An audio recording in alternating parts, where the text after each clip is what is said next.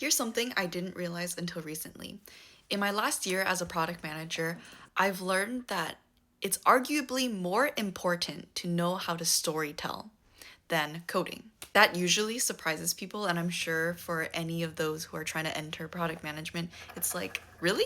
I wish I had known this earlier because it would have saved me a lot of imposter syndrome as someone who did not start off as a software engineer, is not super technical, and does not have a passion for coding. When I was interviewing for internships, I practiced the STAR framework a lot. So that's situation, task, action, and result.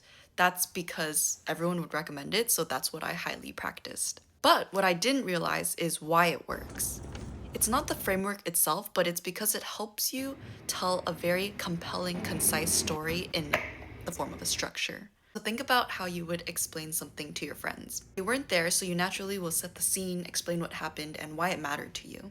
That's exactly what you need as a product manager.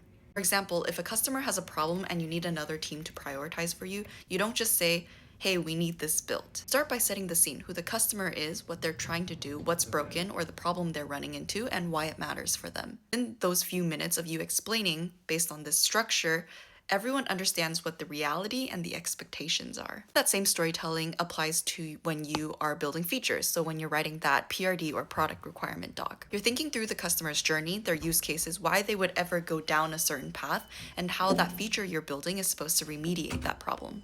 So brush up on those behavioral interviews, guys. They're much more important than you might think.